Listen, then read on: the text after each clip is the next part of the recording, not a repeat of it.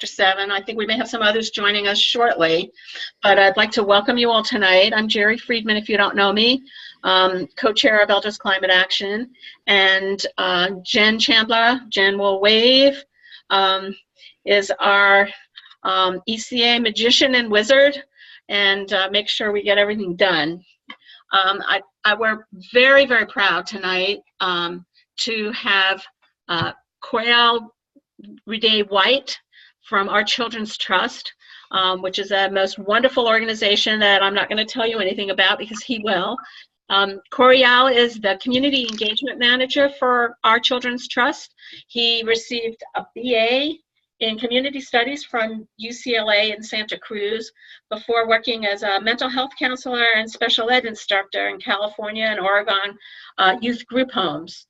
He earned his JD from City University of New York School of Law and practiced environmental law in San Francisco before moving to Eugene, Oregon, where he joined Our Children's Trust team 2.5 years ago.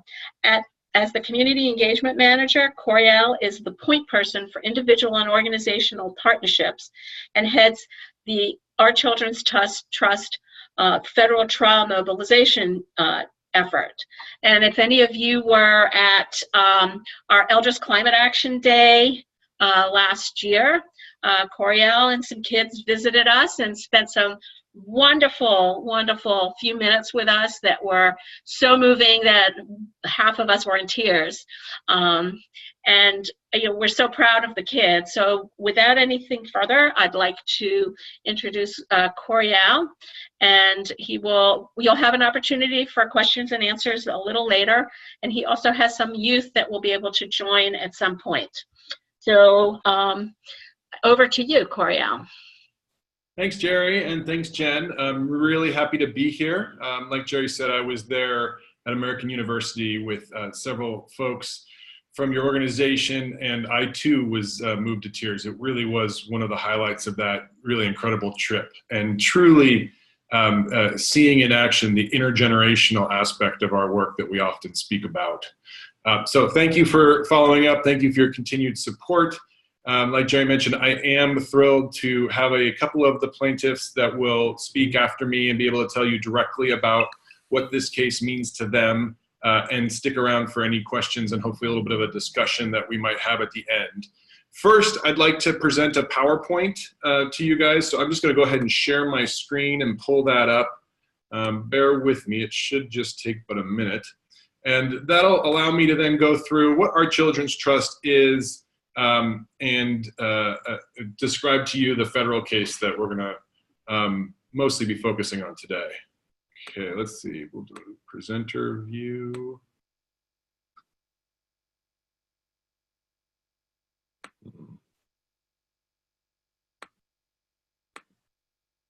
Okay, can you guys all see that? Yeah. All right. So Our Children's Trust was started, let's see now, 7 years ago. And really for the simple purpose of securing the legal right to a healthy and stable atmosphere.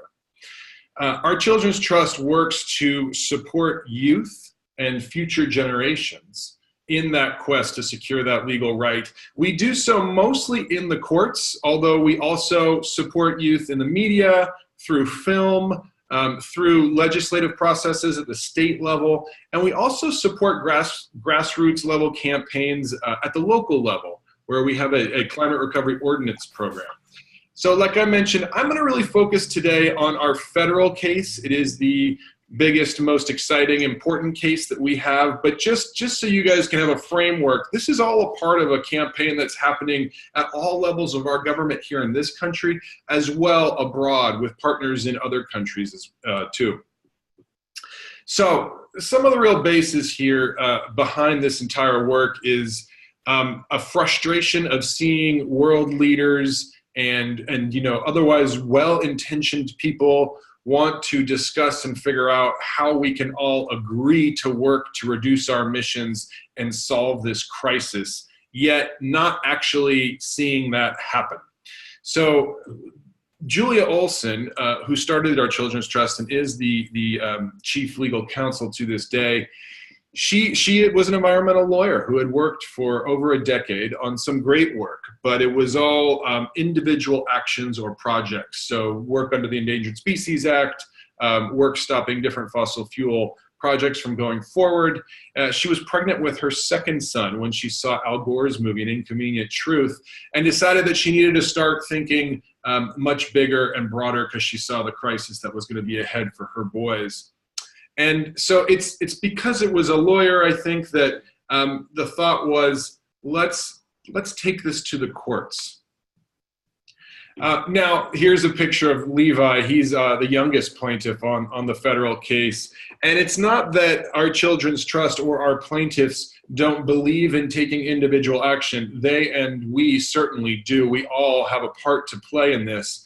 But the focus of our work really is on the government's duty that they owe to its citizens, regardless of what level or where that government is. And we're going to get into the claims and the basis for this. But we believe the government has a duty to not just not act, they have a duty to act. They have a duty to not take actions that are going to hurt their citizens.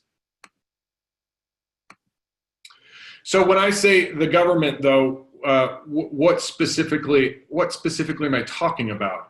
Our cases have to do with the executive branch of the government. So in the federal case, we are going to the judicial branch, one of the three co-equal branches, of course, and we are asking that co-equal branch to order another one, the judicial branch, to create and implement a climate recovery plan. I'm going to get into what that means, but suffice to say, it's our belief, it's our assertion that the legislative branch, Congress, has given to the executive branch plenty of powers to take actions to either cause a climate crisis or to help quell, to combat a climate crisis. And thus far, they've used those actions to create and perpetuate a climate crisis.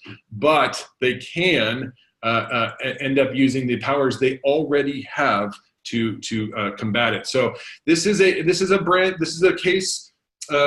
avenue rather of combating a global crisis by using one co-equal branch to order another one within the separation of powers and understanding the limits that puts on this relationship between our different branches of government, but asking them to stop hurting its citizens and instead protect them.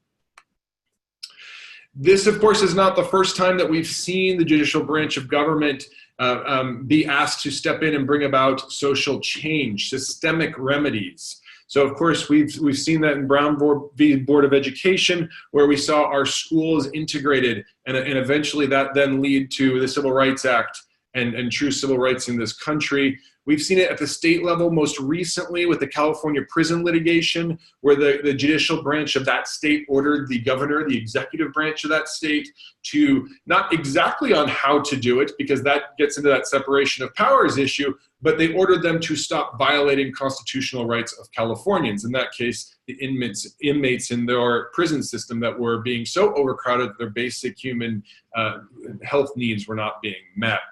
And up here, we've seen it in the Pacific Northwest Treaty Rights litigation that still goes on today. So the plaintiffs in this case, that's the short title is Juliana v. U.S., are 21 youth. At the time of filing the case, they were between the ages of 8 and 18. That was in the summer of 2015. Now they're between the ages of 10 and 22, I believe. They are from all over this country. About 9 of them are from here in Oregon, but we have a plaintiff in Hawaii, we have one in Alaska, one from New York, and one from a little island off the coast of Florida. So, and then several places in between. They are a diverse set of youth meant to represent kind of an entire generation, not just in terms of their racial and religious backgrounds, but more importantly in terms of the different climate impacts they're facing already and that they're sure to face in the near future. They really are representative of unfortunately, the future that lies ahead. And they're sick of it, frankly. So that's the plaintiffs. They're the ones that brought this case in the summer of 2015. Now, of course, these gentlemen that are on the right side of your screen, they were not in office in 2015. The case was originally filed against President Barack Obama and the heads of his executive agencies.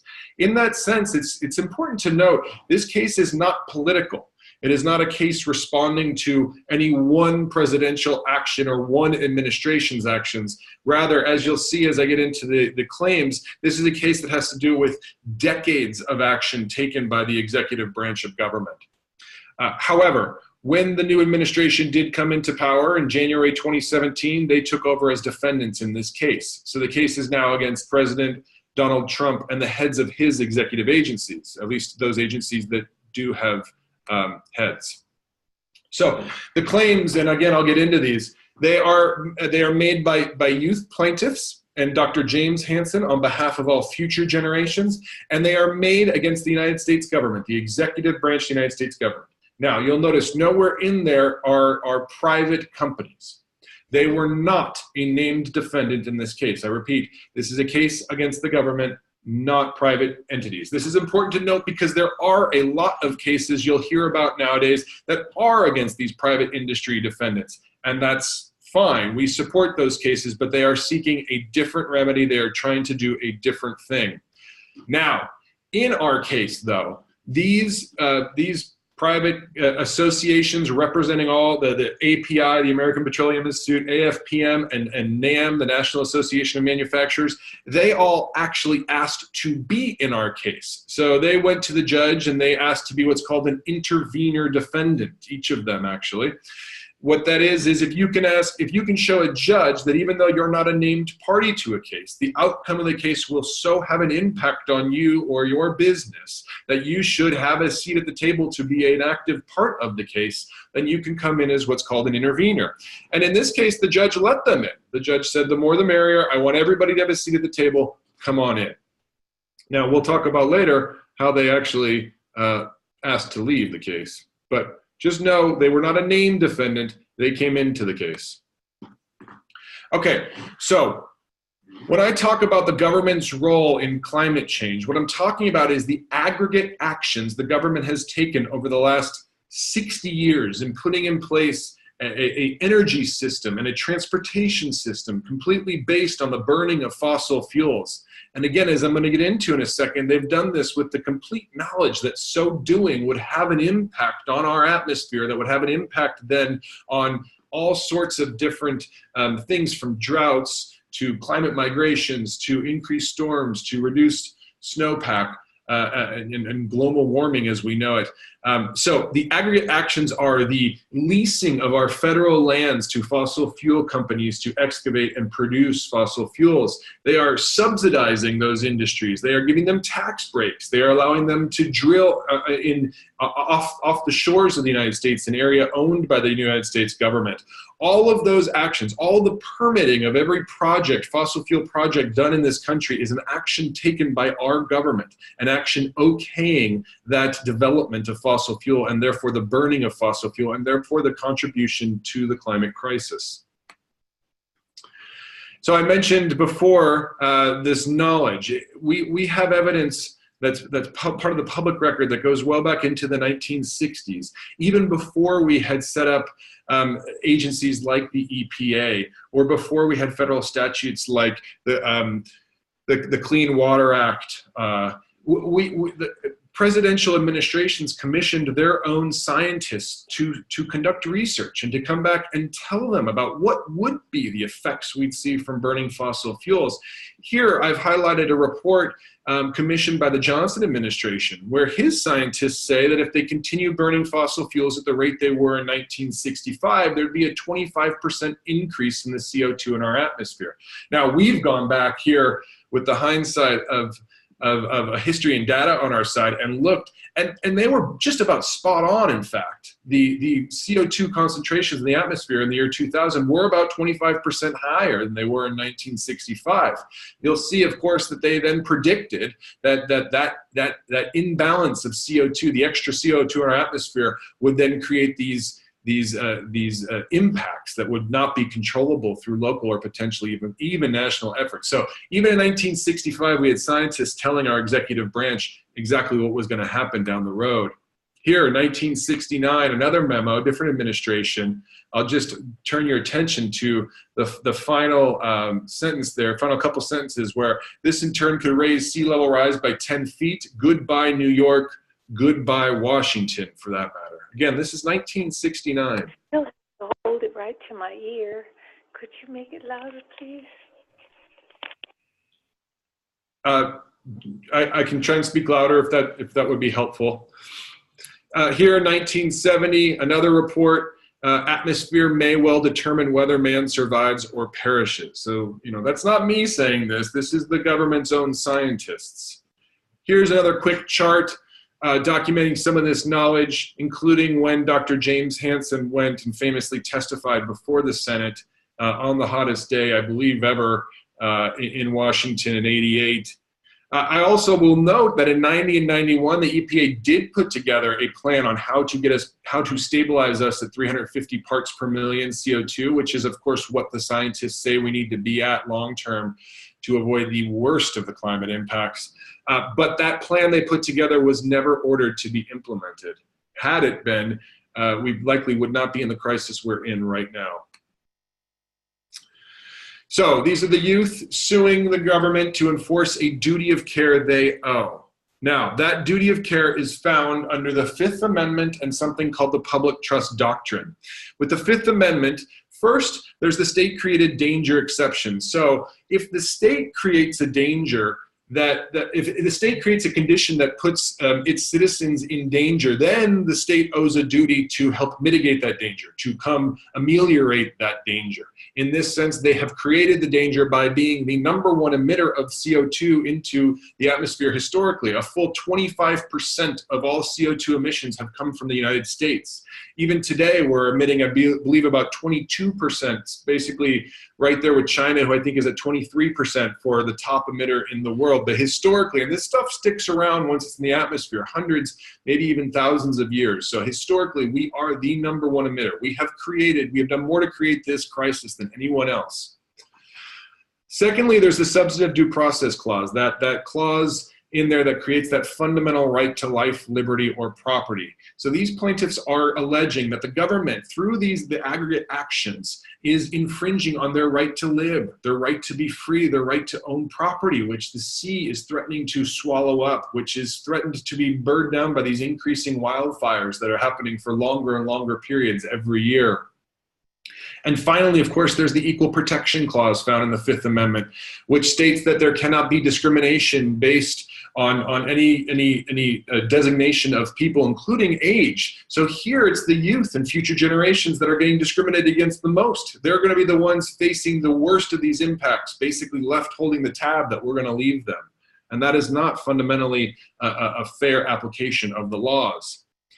Finally, there's the Public Trust Doctrine, which actually, in fact, predates the Constitution. This is a legal doctrine that was created back in ancient Roman times, and many countries across the world have it codified in their constitution. In this country, we see it often codified in our state constitutions. Though it's not explicitly stated in our federal constitution, you can see parts of it in there. And in any event, like I said, it actually predates it and is a duty that we believe the federal government has, regardless of whether or not the Constitution describes it. In essence, the public trust doctrine says that the government has to act as a trustee. It has to make sure that these essential natural resources that we all need to live can make it from one generation to the next, so that no one generation so diminishes those essential natural resources to withhold them or leave the next generation without them. They are that important that the government has to make sure that they remain. Now, these include things like running water, our ocean, which we use, of course, historically for sustenance and all sorts of other benefits to us, and land that we need, of course, to plant our food. So what is it exactly that the scientists in our case are saying, and what is it exactly that we're asking for the government to do? Again, this is not a case against private industry. This is not a case for monetary damages. The youth are not asking for money. I'm going to get into the details of their remedy, but in essence, all they want is they want the United States government to put us back on a path to climate recovery. What that means is long term, by the end of this century, we need to get back to 350 parts per million of the CO2 in the atmosphere. We're at over we're at over 400 parts per million right now. So to do that, we need to cut our emissions, yes. But we also need to pull some of that excess CO2 that's in the atmosphere. We need to pull it out of the atmosphere. And to do that, we need to plant more trees and do new agricultural practices that'll help use the soil as a sink for all that carbon. This number is already basically outdated. We're going to need to start with about a 10% reduction in our CO2 usage by next year. I think if we wait till 2020, it goes up to 15%. That's why the sense of urgency is so great around this issue. The window we have to make the systemic change we need to get back to where we need to by the end of the century before hitting these tipping points and maybe losing any chance of really reining this in, that window is very small. So the remedy these youth are seeking is a declaratory judgment saying that their rights have been infringed, and they're asking for a full carbon accounting. The United States has never really done this before, a full assessment of where our carbon is being used. And not just the carbon emissions that we are emitting here within the boundaries of the United States, but a consumption-based inventory. So one that looks at emissions that maybe are coming from China, but coming from China to prepare goods that we are using. All those need to count as our carbon emissions. So then once we know where we're spending the carbon, and once we know how much of a budget of carbon we have left to get to where we need to go, that 350 by the end of the century, then we can create a carbon budget, if you will, just like you and I do with our paychecks or whatever else we have to know how much money we have to spend until we get that next influx of money. They're also asking the judiciary to retain jurisdiction in this case to make sure that the government not only creates this plan, but then implements it. And if they don't, that the jurisdiction will already be kept so we can go back to court and the court can order a contempt or whatever else they need to do to ensure that the plan is implemented. So I told you that the private defendants came in as intervenor defendants. By the end of 2015, then, the government defendants, the intervenor defendants filed what's called a motion to dismiss. That's a common sort of first salvo that a defendant will file in a case where, in essence, they say, Your Honor, even if for the sake of argument, everything the plaintiffs have claimed in their complaint is true. So in this case, that would be that we're at over 450, or we're at over 400 parts per million CO2. We need to get back to 350. That the government has acted to contribute more than any other to those emissions, that these plaintiffs are already suffering the impacts they claim they're suffering. Even if we admit all that, Your Honor, you should throw this case out, not allow it to go to trial because of these legal reasons. And they gave all sorts of ones. Some of them are jurisdictional, like these kids don't have standing, their injuries are no different than any other kids their age, therefore how should they be able to use the courts? And anyway, the courts are not the proper place to address this issue. That's better left to the politicians. This is a political question, and separation of powers keeps it from the courts. And oh yeah, anyway, the Clean Air Act will solve all this. And we're already, that's already in 2015, that's already gonna happen, they believe. They also then said that the Constitution nowhere mentions climate. The Fifth Amendment has never been read to offer a protection or a guarantee of a climate system capable of sustaining human life. And, Your Honor, the public trust doctrine shouldn't apply to the federal government. When the states reformed, that duty got passed along to the states. These are all the arguments that the government and the private industry defendants made in these motions to dismiss. In the fall of 2015. Here's just a little passage I pulled from one of the hearings where the DOJ lawyer, Mr. Duffy, is sort of patting the plaintiffs on the head, so to speak, saying, hey, they've brought a great case, and they really, their case should be heard in the halls of Congress. But Judge Aiken wasn't really buying it. She noted, well, isn't that exactly the problem here? They have been taking this to the halls of Congress for the last several decades, and they haven't done anything about it. So Judge Aiken understood that there was a role, and an important role, for the courts here. And on November 10th of 2016, she denied those motions to dismiss submitted by both sets of defendants and sent this case heading towards trial. In so doing, she really understood that this was not just another environmental case, that this was a case challenging systemic action taken over decades. It's important to note because her ruling does not, as amazing as it is, and it truly is amazing. Anybody interested in a legal decision, I do recommend reading it. You can find it for download on our website. She really goes through all the different issues raised and one by one knocks them down.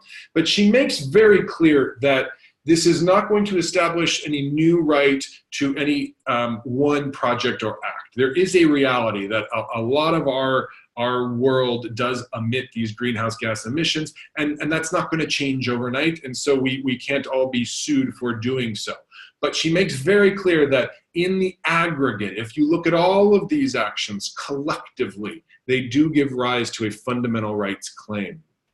The case that Judge Aiken most relied on in her decision is the Obergefell v. Hodges case, the recent case that was decided by the Supreme Court a few years ago. That's the same-sex marriage case.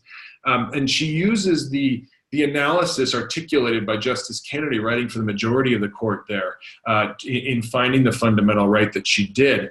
And one of the quotes that she pulls that I just want to highlight for you, because I think it's such a easily forgotten aspect of the Constitution that Justice Kennedy makes very clear here. He says, "The nature of injustice is that we may not always see it in our times. The generations that wrote and ratified the Bill of Rights did not presume to know the extent of freedom in all its dimensions, and so they entrusted to future generations a charter protecting the right of all persons to enjoy liberty as we learn its meaning. When new insight reveals discord between the Constitution's central protections and a received legal stricture, a claim to liberty must be addressed." So what Justice Kennedy is basically saying is it's not just strictly the words that are in that Constitution. We understand that as society progresses, as we as Americans and our culture progress, liberty might mean a different thing than it did to the Founding Fathers. Now, I will also say that James Madison, who wrote the Fifth Amendment, also famously said the atmosphere is the breath of life. And I will note that the Founding Fathers were farmers, and these ideas were not lost on them, and they absolutely had a respect for the atmosphere and the impact it had on living. But what Justice Kennedy is saying here is important, that liberty, as we determine its meaning, can evolve, and the Constitution allows for that. So Justice Ann Aiken for the District Court of Oregon famously then found in this order that there is a fundamental right to a climate system capable of sustaining human life that had never been found in American jurisprudence before. So that is a new, if you will, a new understanding of a fundamental right that we now have, which is very exciting for us. And like I said, sent this case on towards trial. Now, when after then that their motion to dismiss was denied, the defendants had to do what's called answer the complaint. And I will say this for the Obama administration: before they left office, they answered the complaint, and they did admit. When you answer a complaint, you have to admit or deny every allegation in it. And to their credit, they did not try to deny basic climate science that we largely relied on their own websites, their own findings from their own agencies for, so it would have been odd for them to deny it. But in any event, they did not deny it. So much of the allegations in there, maybe not so much those that have to do with the government responsibility piece, but much of those that have to do with climate science and health impacts and the threat of the climate crisis were admitted to by that administration, which helps us narrow the issues we need to prove at trial. Since the change in administration, unfortunately, the Trump Department of Justice has done everything they can to try to delay the case. And they did successfully get the Ninth Circuit to come in for what's called a petition for writ of mandamus, this sort of extraordinary review where they'll look at a decision made by a lower court before a final disposition has been found in the case. Nevertheless, even though they had a hearing on that December, in March, they came back, issued a decision denying the government's attempt to throw the case out, and sent the case back to the district court. Just 2 weeks ago, then, back in the district court here in Eugene, the judge gave us a new trial date for October 29th of this year, which is really exciting, and of course is right around the corner when you're considering how many depositions and expert testimony needs to be provided in this case. But that's exactly what we wanted. We are thrilled that the judges in this case seem to understand the urgency and want to avoid further delay.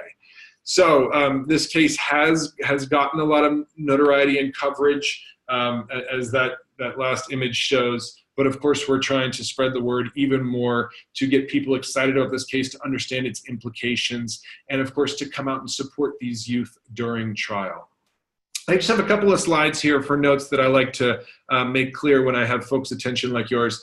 Look, what we have to do if we're going to turn this around in time is a heavy lift. There's no two ways around that. But we as humans, and maybe even in particular, we as Americans have shown that where there's political will and money and effort, we can make incredible technological advances. This image here, of course, shows what computers were like several decades ago, what energy was like. And now, of course, we can hold these computers in one little finger if we want, but yet we somehow still have the same energy system. That just does not make sense and does not need to be. I also like to make note of the temperature targets that we often hear. You know, what's important is that we're listening to the scientists and what they say a long-term 1 degree warmed world looks like as compared to a 1.5 degree or 2 degree or 3 degree world. That's what's important. So, you know, I don't know that it's so important that we get so caught up in the numbers, but in as much as we're going to celebrate the work of the targets maybe found in the Paris Accords or stated in the IPCC, which are these 2 degrees centigrade, or in Paris they say maybe to aspire to 1.5. I just want to note for you, that is not 350 parts per million. So 2 degrees centigrade is 450 parts per million. Long term, meaning, you know, decades and decades and decades of that level of warming will mean that all island nations are wiped out. I mean, we're talking people, culture, whole cultures destroyed. The coastlines of our country and others will be wiped out. We're talking about mass migration. Even at 1.5 degrees centigrade long term, we're talking about what amounts to genocide for those folks on the front lines, okay?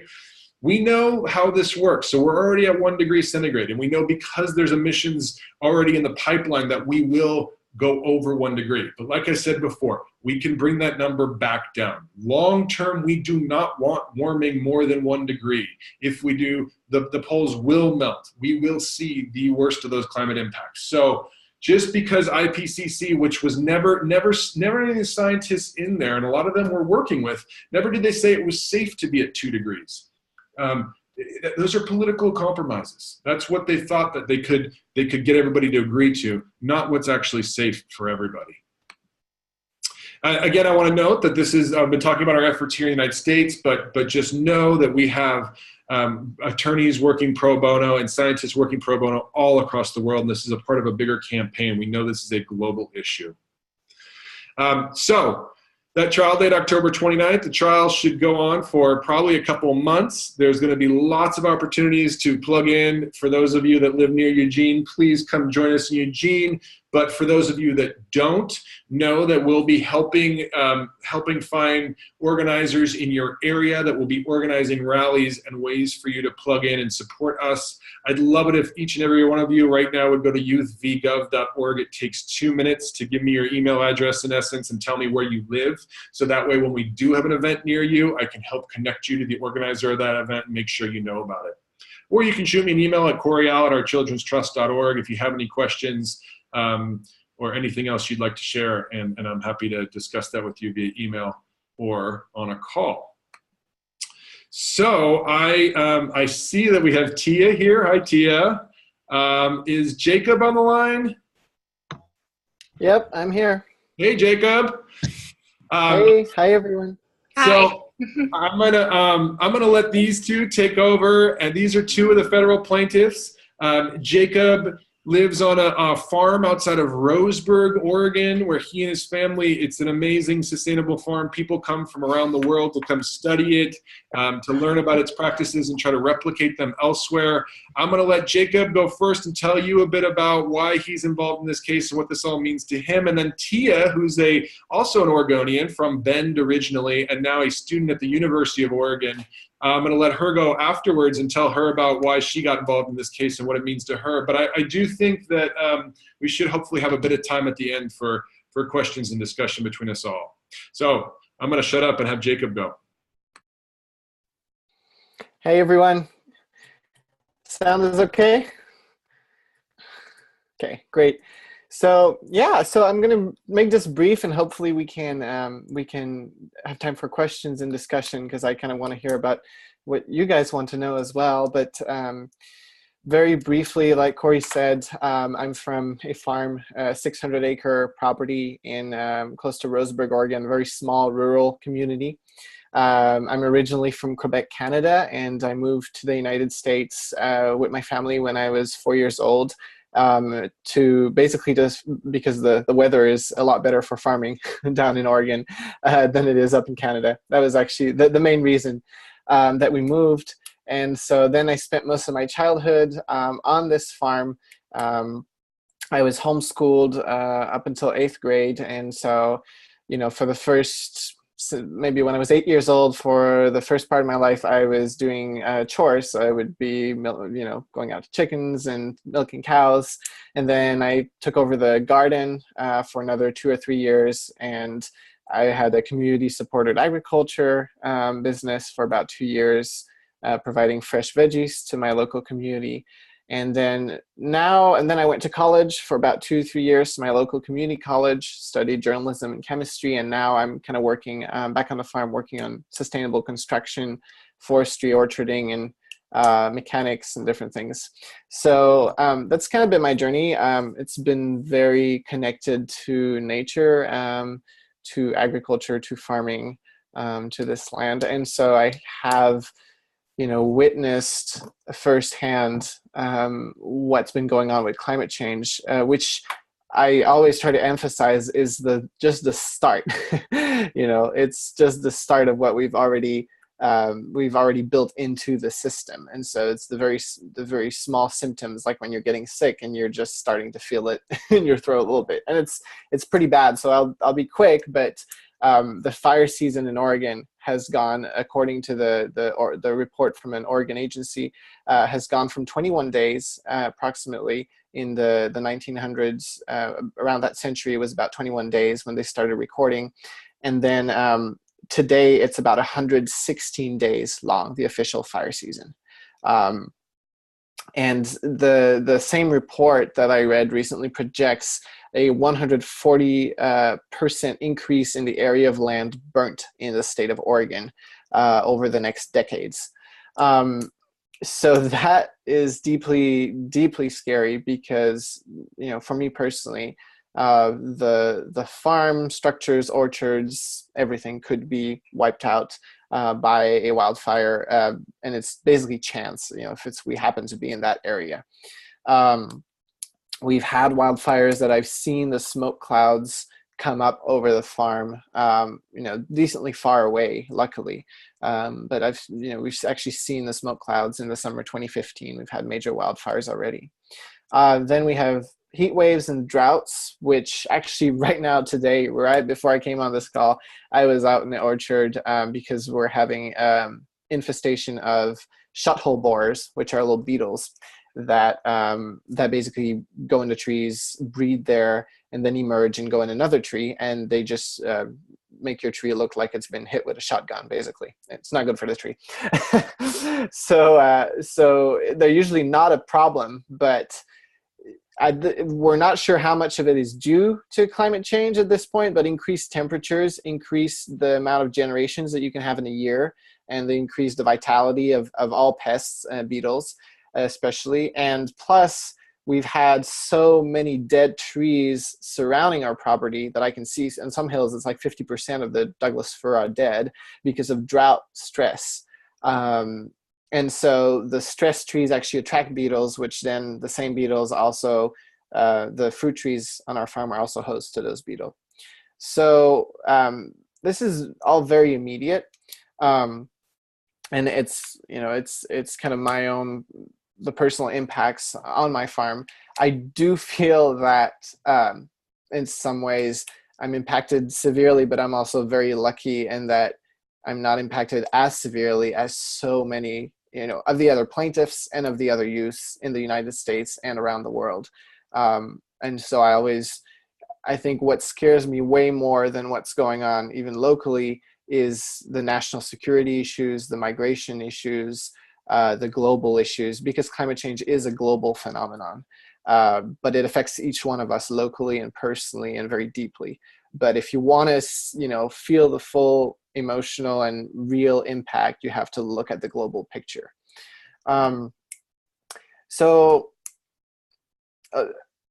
Just briefly of how I got into the case, for those of you who are interested, I didn't really grow up being like, I'm going to be an activist and go to Washington, D.C. and do rallies and marches and write letters and sue the U.S. government. Definitely not.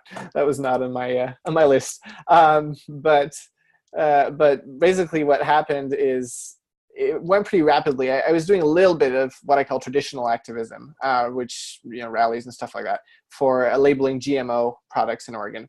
And then that same year, a company came in and tried to build a natural gas pipeline through Oregon called the Jordan Cove Project. They're still trying to build it, and it was going to be the biggest greenhouse gas polluter in Oregon. And it was going about a mile out from the farm, so about a mile out from our border. So it got personal really, really quick. And, you know, you can imagine I'm sure you know, there's all kinds of issues associated, you know, eminent domain, waterways, pollutions, risk of wildfires, construction, clear cutting. So all of that got very personal. And I got involved fighting that pipeline. And then that's how I got involved in the case. And I was the very, very last plaintiff to join. I filed about 2 weeks before we actually filed the case. And it's, looking back, it's kind of crazy because I had no idea this was going to happen. Honestly, so we've come so far and this has grown so much, and it's amazing to look back and see where it all started. It was an email from a friend, actually a Facebook message from a friend of a friend who knew somebody on the plaintiffs, Alex, who got me on the case. But it was so random. It was so kind of last minute. But I kind of took up the chance because I was involved and because of my values. I think activism should be life. It shouldn't just be going out and doing rallies and marches and stuff. It should be living your life in accordance with your values and what you truly believe every day, the most that you can. And for me, that's led to this involvement in the lawsuit, but I don't necessarily think that that should be the same path for everybody at all. So that's kind of my message that I try to leave young people and elders as well. But yeah, that's kind of my story. And I do want to say really thank you to all of you for being on this call and for hearing our stories and helping spread our voices. You guys have so much power because you're established and you have the connections and the networks, and, you know, you've had your lives and your careers within society and within our nation and within the world. And so you have all that power and that experience accumulated that can really help us in this case and in dealing with the climate crisis as a whole.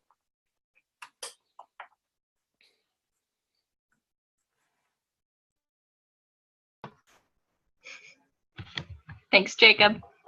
Can everyone hear me? Thumbs up.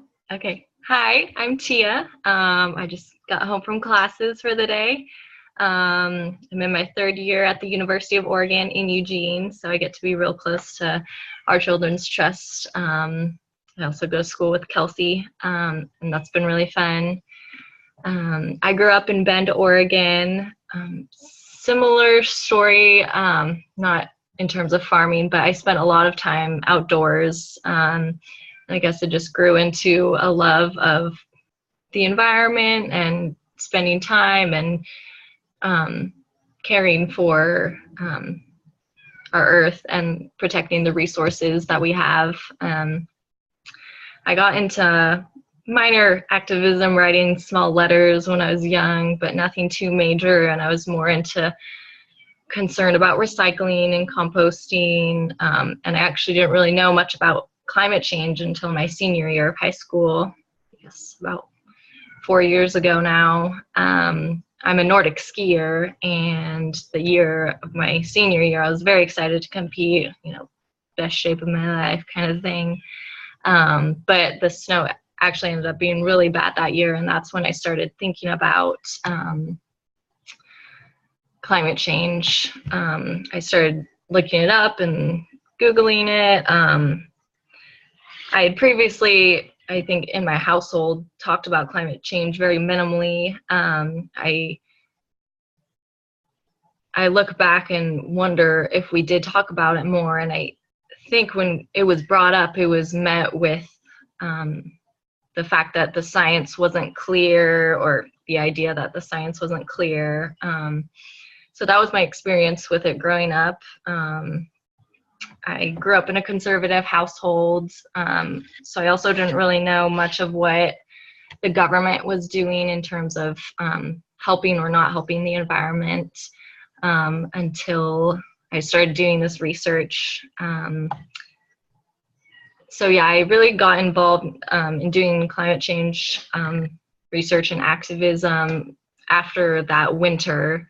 And then it was pretty quickly after that that I heard some people from Our Children's Trust. I can't remember if Coreal was there or not, but it was a group of local high schoolers and I and some staff from Our Children's Trust and Mary Wood, a law professor at U of O, and we heard about what the youth in Eugene were doing to get their city council to pass a climate ordinance. And the group of high schoolers and myself wanted to do something similar in my hometown, Bend. So that's how I got connected with Our Children's Trust. And then I think about a month later, Kelsey Juliana, my fellow plaintiff, a stranger at that time though, emailed me and asked if I wanted to take really meaningful action beyond just that local level. And I was hesitant, and I actually asked my parents, and they wanted me to get the science. So I emailed back and asked what science they were using, and she sent me all of a bunch of documents and Dr. Hansen's graphs. And like, look, Mom and Dad, like temperatures are rising, CO2 is going up. Anyway, so I said yes, like beforehand, but that kind of helped convince them. And then they have been more, they are very supportive of me now. They have been able to go to the hearings and are very supportive of it. It was just, it took some time, but it definitely gives me a unique look at the situation, because I understand that there has been misinformation out there for a long time, and but I think so you have to respect those people where they are, and then have those conversations with people.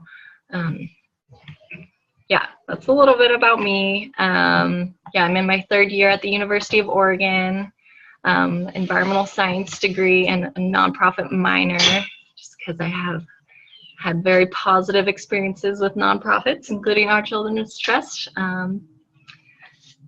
Yeah, that's what I'll share for now. But I guess we can open it up to questions unless Coreal or Jacob have anything else to say.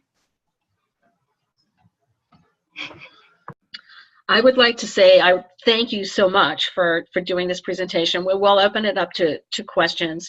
You are truly an inspiration to us, and I can tell you it breaks each and every one of our hearts that you are the guys that have to solve this problem that we for generations have created, and you're doing this hard work while you could be out having fun, and you're truly working very hard, and you are an inspiration to us. And thank you for doing this. We support you. And let's open it up to some questions. If you have a question, please raise your hand. Margot. Oh, Margot, hold on. I'm trying to unmute you, but I think you're trying to unmute yourself, so I'll let you do it. There. Okay. Can you hear me now? Mhm.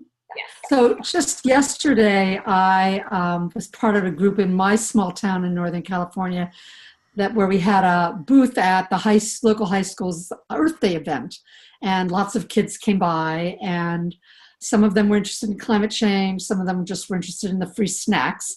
But I'm wondering if either of you have any suggestions of good ways to develop relationships with high school kids in our communities, or to help to disseminate more information and support conversations with adolescents around climate change, to help educate them, working with schools or whatever. I know what I guess initially got me involved was hearing what other youth were doing and seeing that younger people than myself were getting involved in doing activism at their local level. And now I guess I'm part of a case that can serve as an example of what people are doing on a national level. So there's almost a sense of maybe peer pressure, or just like kids can tell themselves, oh, I'm going to wait till I'm older, or like I don't have power right now, or I don't necessarily have a voice. But I think we are in a unique and very special time. Just seeing the kids speak out on gun violence is another example of the youth stepping up today, and making it known that you believe that they have a voice, that show your support, since you do support this case and the young people in it, show your support at that level, and making it known that there are people involved in this and they have support from different generations. It's cool. I think, John, do you have a question?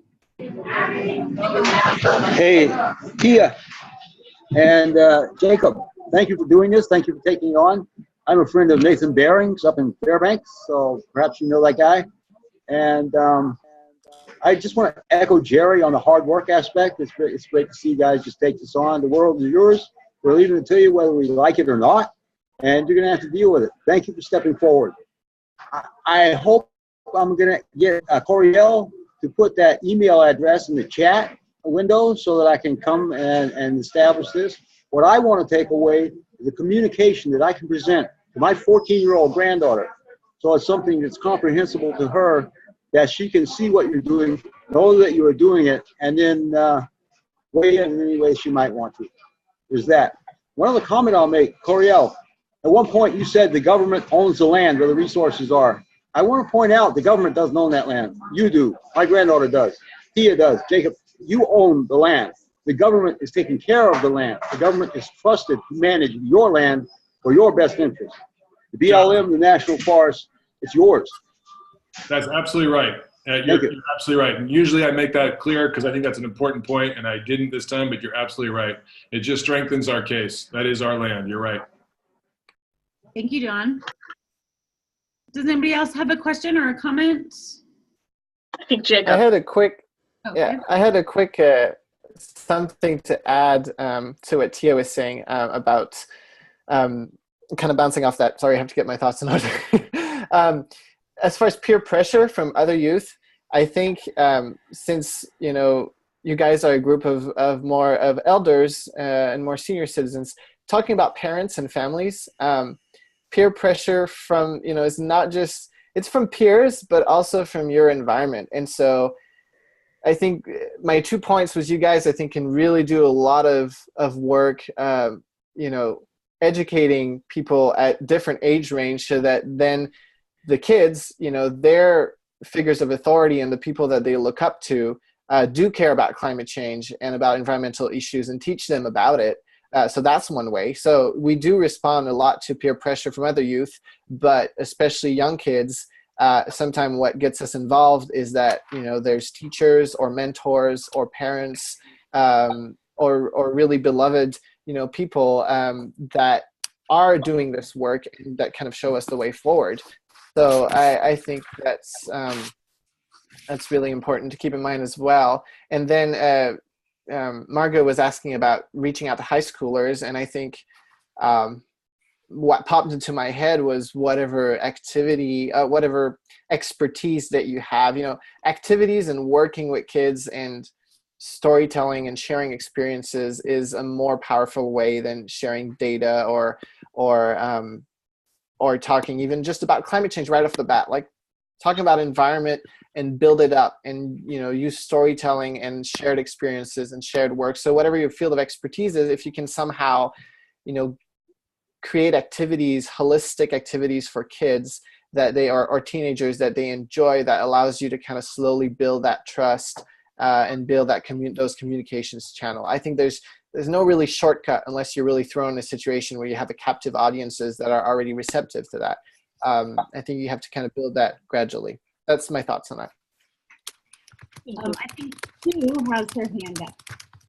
Yes, I'm wondering about amplifying the message through the arts. I know I've seen some of your young people doing concerts, and I wondered how much that plays into your strategy for getting the word out. And if we can help you with that, I think is probably a great question. Yeah, thank you for that question, Sue. I appreciate it. We are thrilled to have formed a partnership with David Solnit from 350.org. He's their head arts organizer, a world-renowned arts organizer at that. He has helped us do art recently in San Francisco for the hearing we had before the Ninth Circuit. He's also going to help us put together a digital art toolkit that we'll be able to distribute to our, what we're calling right now, kind of state leads, those that are going to do the organizing at the state level in support of the youth plaintiffs trial, so that there will be, while we want all those rallies to really be autonomous and to highlight local impacts and solutions specific to each region of the country, we do want to supply them with as many resources as possible. And one of those is certain kind of art forms, posters that can be printed up, or flags that can be made. And we're going to be working directly with some artists experienced in this area on that. That said, David does do regular trainings for 350 groups where he trains folks just like you guys. I went to one of them, and I'm by no means an artist, but he trained you on how to do this stuff. So if you ever see one of those trainings, I highly recommend it. And usually he uses this case as sort of one of the essential things to work around on that. So keep an eye. Definitely go to youthbgov.org, sign up, and you'll get any info about art stuff from there. Thank you. Hi. Jen, you're muted. I'll jump in. Sorry, I muted myself. I think Lynn Cherry has a question, and then we probably have time for one more after that, and we should close out. Yeah, I think probably everyone on the call is aware of these films, the Young Voices for the Planet, but someone had mentioned that it's really important to see what other kids are doing. And the first kid that I filmed for the series is Alec Loers, who started Kids versus Global Warming. So this film is about him when he was 12. And then a lot of the plaintiffs in the Oregon suit are from Plant for the Planet. And that was started by this kid, Felix Finkbeiner, who I filmed in Germany when he was 11. And now he's in college. And so these are all youth solutions to the climate crisis, but they're all about how kids can change laws, change people's minds, and change the world. So if you're not aware of them, and the Children's Trust, we've been sort of working with them over the years and giving them footage from the movies But these kids, I think the kids, they're really the answer, as we've seen in Parkland. I think what's great about the films is that they're not hypothetical, like kids trying to do something. They're 12 stories where the kids have actually succeeded. Great. Thank you. Thank you for that information, Lynn. That's wonderful information. I'd like to thank everybody for being on the call. I'd like to thank Coreal, Tia, and Jacob for your really, truly wonderful presentation. And we have some others that were registered for the call that obviously couldn't be on it, that will also be able to receive the recording, and it'll be on our website. So thank you, and we just love to be partner with you, and however we can help and support you, we want to do that. And welcome back to us next year. In June of this year, we're going back to Washington again, June 25th through 27, back to American University for our Elders Climate Action Day. This year it's more like 2.5 days event, and I know last year Coreal and some of you guys were able to come and join us, which was fantastic. This year we've got some fabulous speakers. Catherine Hayhoe, Nathaniel Stinnett, and Heather Booth are just a few. And we're going to be going on the third day. We're breaking into teams, and we are going to, as a team, take our message to all 535 members of Congress on Wednesday morning. We will be delivering our message just as we did last year in teams. We're not going to individually meet with members of Congress because we want to get our message to every single one of them. And so I would like to invite you all to go to our website, eldersclimateaction.org, and hopefully you would like to register for the conference, the gathering. It's going to be inspirational. You will get tools to move forward, tools to come back to your districts and have better information to do more work on climate change.